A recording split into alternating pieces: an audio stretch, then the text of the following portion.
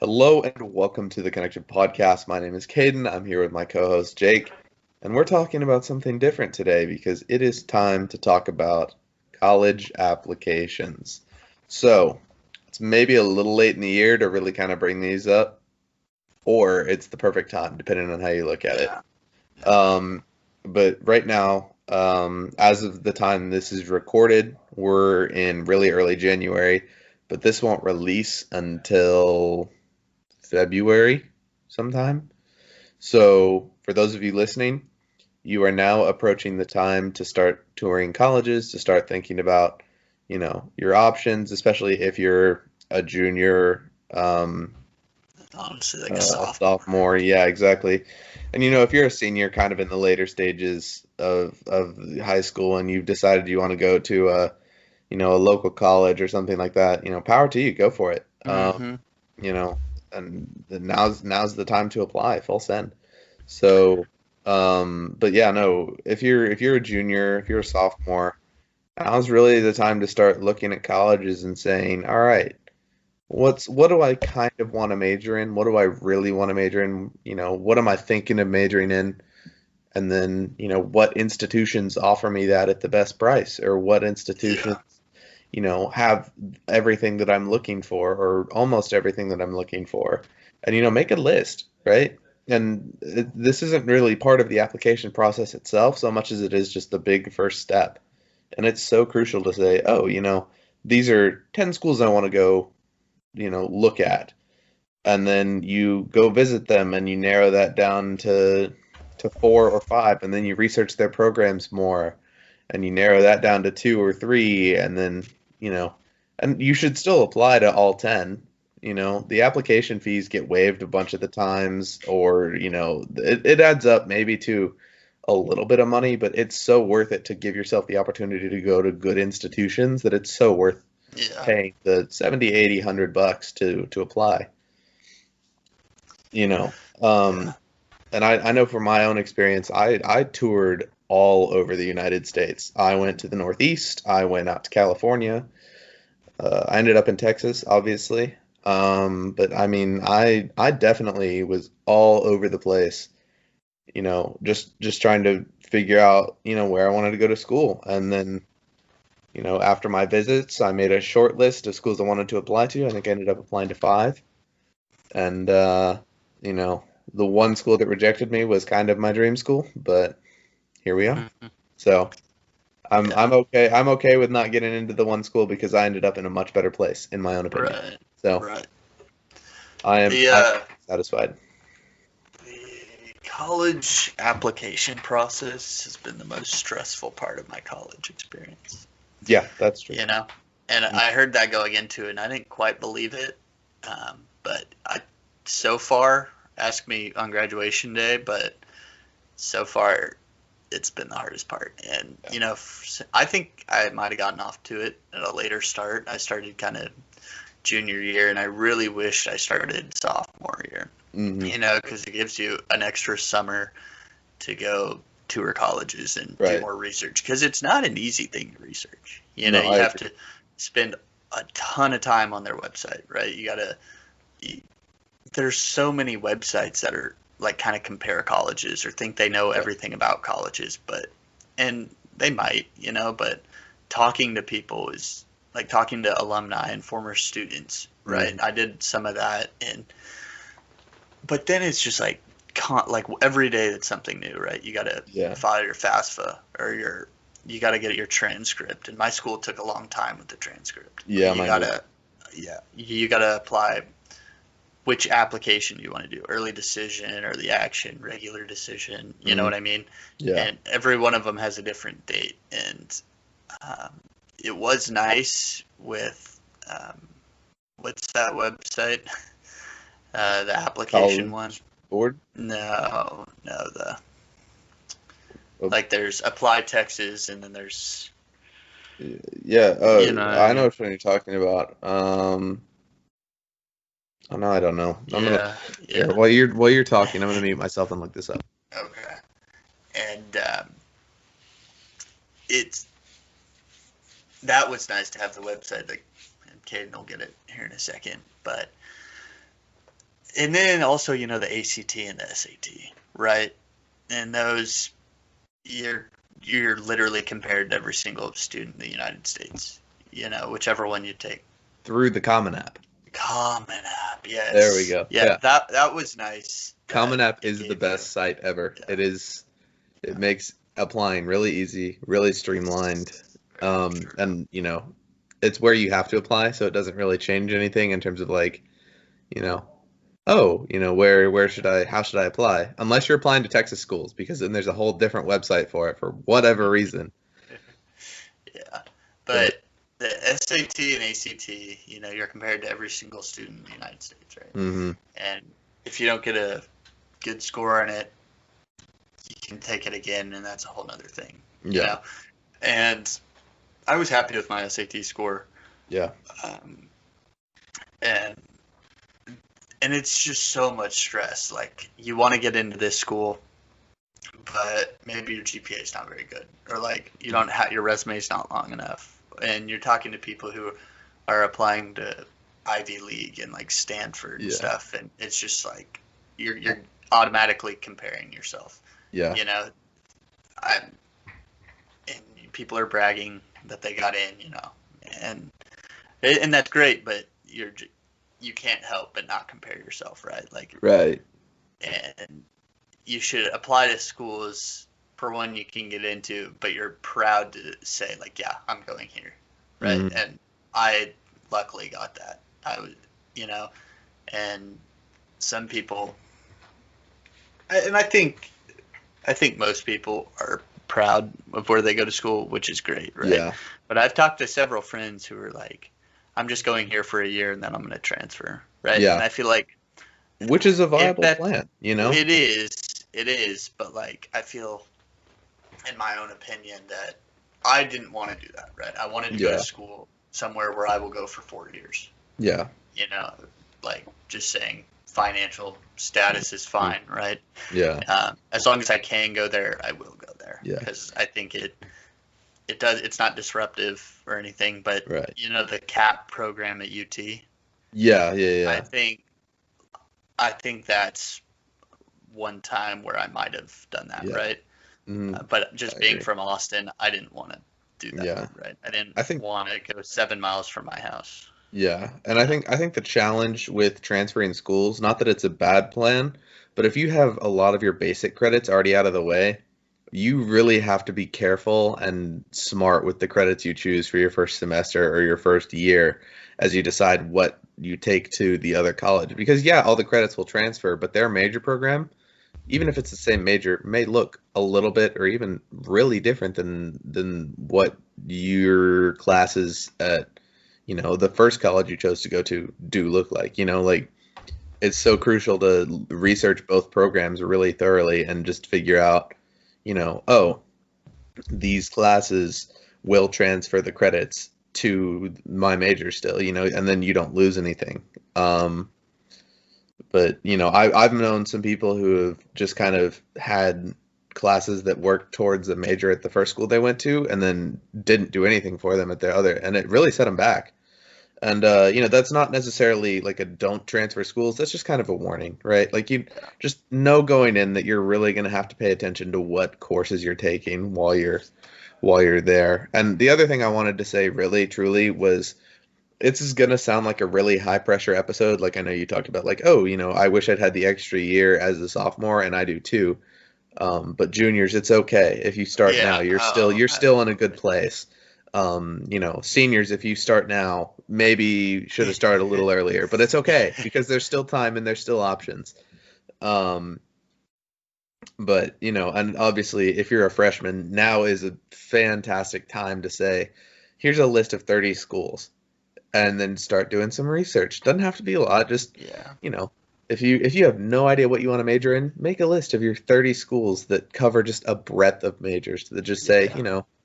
well, maybe here's a couple that cover science majors, here's a couple that cover business, some more that cover English majors, some more that cover, pre-law, all the good things that are just useful Yeah. to your knowledge, to your application process. And then going forward, like as you start to get closer to the visiting and the college application process, and you may start to figure out where your GPA is going to settle, because your junior year kind of sets the tone for your GPA, sets the tone for what your college experience and your college applications look like.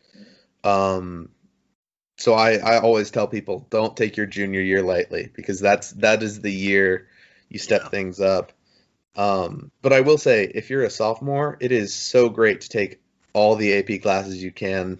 Um, same with juniors, seniors. If there's an opportunity for an AP class, go for it. I've got friends who are entering with over 40 AP credits. Yeah. 40. And that's 2 years of college, essentially. Like they're almost, it's like a year and a half, but they're Hmm. they're a third of the way done with their college, and they haven't even gotten onto campus yet, Yeah. Like it's their first semester and they've already got something like 60 credits. And it's like that's half your major done. Yeah. Like so, and I'm not saying, oh, kill yourself with all the stuff, but you know, and I'm not saying, oh, kill yourself either, period, because I know that's how that sounded. But that's bad. Don't do that. But I am saying, like just take advantage of all the opportunities that you have. There's so many great ways that you can say, oh, I'm gonna be able to, really benefit from, if I take these 4 AP classes, I'll walk away with however many like school Yeah. credits that transfer, obviously, but you can guesstimate, right? Like, oh, I'll walk away with 3 credits for this class, 3 for this one, 2 for this one, and it adds up. And it's just Hmm. any classes you can knock out on the process, put that on your application, because colleges are gonna love that you've already done, half the credits. Yeah. Then they don't Yeah. need, to teach you that you pay to be there, and you have the opportunity to just focus on your major. So, Yeah. that's And, obviously a and huge that's step. really nice. Yeah. But yeah, and then looking more specifically at the college application process, because we are now like 10 minutes, like more than halfway through this podcast, and I'm looking at the clock and I'm like, oh gosh, we've got to actually talk about the application. So, Yeah. welcome to the application part of the podcast. So, obviously, college applications themselves are just a lot. I had a friend this year, who's a year younger than me. He's a senior who just did all of his applications, and I kind of talked him through the process as he was going through it. And man, there are time. So obviously, if you're not familiar, usually it involves submitting your transcript from your junior year or the first half of your senior year. It kind of depends on when the application deadline is. And then on top of that, you've got to submit usually uh, 2 to 10 essay questions, depending on, again, the college, depending on the length of the questions. And then there's usually a pretty long portion about you, about, your family, in terms of just who you are as an individual. And then, for some colleges, there's even an interview process, and that's kind of reserved for the Ivy Leagues and the really, really top tier schools. I did an interview for MIT. That was fun. Um, but it's again, it's just the process can seem long and hard as you go through it, but it is really important to just, take it all one step at a time, and just try not to let it overwhelm you, right? Because I know Jake said, oh, it's, the most stressful part of applying to college, or of the college experience, is the application. And I agree with that, but you have to remember that it's not make or break if you don't get into, the top tier school. It's not make or break if you don't get into your dream school. Like, yeah, it sucks, obviously, but I can assure you it's not the end of the world. And your college experience, like we've said the entire time, is what you make of it, right? So your applications are what you make of them too. Yeah. You know, Yeah. I No, think for I think it, sure. yeah, And my problem was just kind of dealing with all the deadlines, right? yeah, And like, yeah, and just stressing because my school took my high school took so long with the transcripts, Mm-hmm. and so that was, oh, are they going to get it in time? And I mean, they are, right? Because that's Yeah. their number one job is to do that.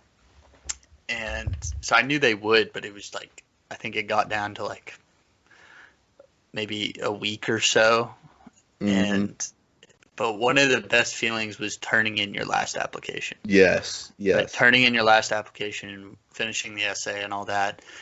But then it's just like months of just waiting, Yeah. right? Waiting to hear back, to hear anything, and then it starts coming back. And I think one of the coolest things is this, well, coolest and hardest is like deciding, right? So you get all your acceptance letters and your financial aid packages, and then you just got to, the ball's in your court to decide where you want to go, right? Yeah. And you can talk to however many people, you can get advice from anybody, but when it comes down to it, it's just you, right? It's your Yeah. education, it's your money.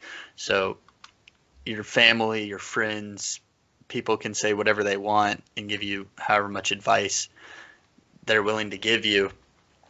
But when it comes down to it, like at the end of the day, your decision is all on you, right? Yeah. You have to decide where you're happiest or like where you can succeed. Can you afford it? And Mm-hmm. if you can't afford it, and if it's kind of a stretch, there's scholarships, there's aid from the school, there's aid Mm-hmm. from the government. Yeah. So there's ways to pay for your college, but Yeah. you just have to find that. And you Yeah. can always work. Um, Mm-hmm.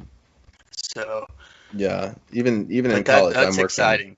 Yeah. Even in college, I'm working part time before I worked part time. And it just helps pay for it. I mean, even if you just can't pay it all off, it lets you pay off a lot of it and just get as much out of the way as you can. But no, I just wanted to really step into the advice section because we're really running low on time this Or episode. they We go may we may fast. we may run really long. But when it comes to your actual application itself, um, when you're writing your essays and stuff, it is so crucial to be genuine. I mean, Yes. Yes. polishing yourself may sound like a good idea, and to an extent it is, right? Like, don't, if you have a ton of bad habits, don't say that. Just don't. But, really, really express who you are as a person, and don't try Sell to sound, yourself. yeah, don't try to sound like someone you're not. Like, I made the mistake of making all my essays sound ridiculously professional. And, looking back, I kind of regret that because that's not a reflection of who I am as a person. Like, yes, that's how I write sometimes, but, if I'm really just talking about who I am, like, I really wish I'd had the opportunity to redo those essays and really just, let my voice shine through there. Yeah. And, And you know, my thing is like when you're applying to these colleges, you think of it as some kind of foreign entity, right? You think mhm, it's you like who am I to these people, right? But yeah, at the end of the day, it's just another person reading your application. It's right, another human being, yeah, right? So just and they can kind of see through your writing style, right? In your hmm, case, or like yeah. that kind of thing. So And they I can think smell being BS from a genuine, mile away. exactly. And they go through thousands of applications over the Yeah. years, and so they know kind of what they're looking for, and they can kind of tell Hmm. that kind of thing. So just be as genuine as you can, Yeah. I think, because at the Hmm. end of the day, it's just another person reading your essay or And then looking at your application. yeah, I think a couple other just important points. Wow, we're really packing all this in at the very end. So Yeah, I know. I may add in a little portion at the beginning that says if you're interested in the advice portion, just skip to minute 20. But yeah, no. I think in terms of when you're really getting ready to apply, ask for your recommendation letters from your teacher as early as possible. And I don't mean Yes. I don't mean the first week of your senior year. I mean the last week of your junior year. I mean, the last 2 weeks of your junior year, or I guess really the first 3 weeks of your senior year are good too. But the closer you get to college application deadlines, the more people are going to be asking their teachers for, rec letters, for, just notes and for stuff like that. And they get overwhelmed and they can't. they don't have the turnaround time that you want them to, and that's not their fault, really. I mean, they've got papers to grade and stuff to do. So, it's really important to get ahead of that curve there and just And say, hey, that's another can I thing, get a yeah, letter? for sure. And then when you're looking at colleges to apply to, do and don't let GPA recommendations intimidate you. If a GPA recommendation is 3.75 and you have a 3.7, go for Yeah, it. yeah, If it's absolutely. 3.75 and you have a 3, maybe not.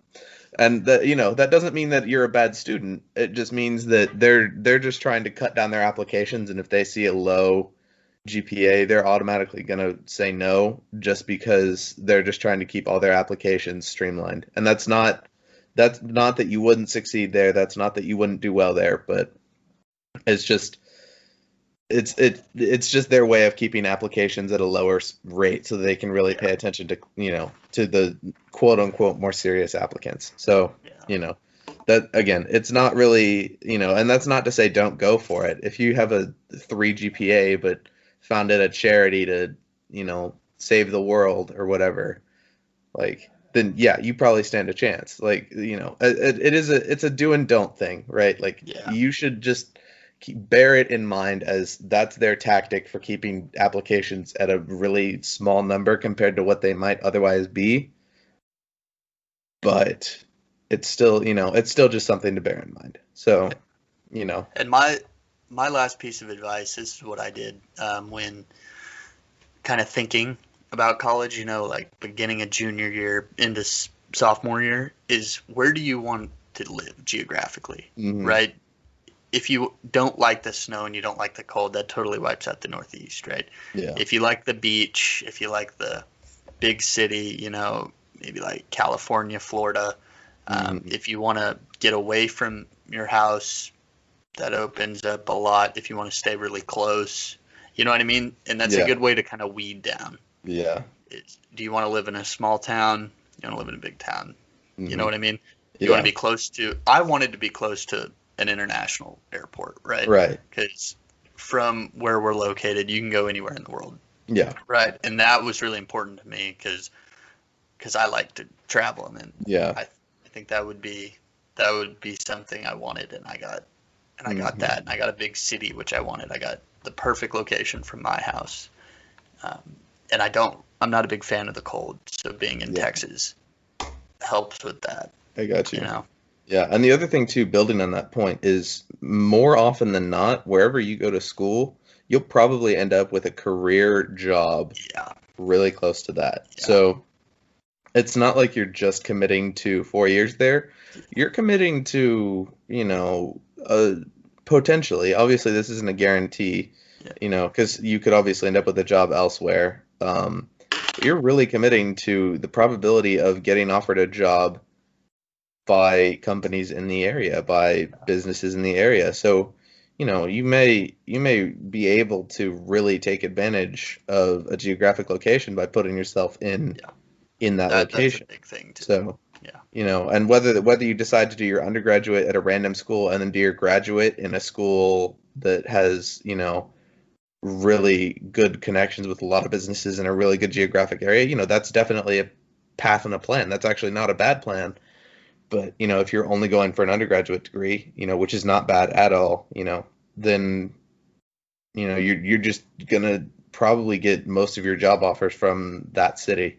So, yeah. again, it's something to bear in mind and it's something to just really think about. But yeah, we're well over our We're last over. minutes of the Yeah. podcast. So, if you have anything else to add, I don't. No, If I you think that was good. uh, All right, then yeah. Thank you guys all very much for taking the time out of your day to listen to us. We really appreciate it. If you guys wouldn't mind subscribing, that would be fantastic.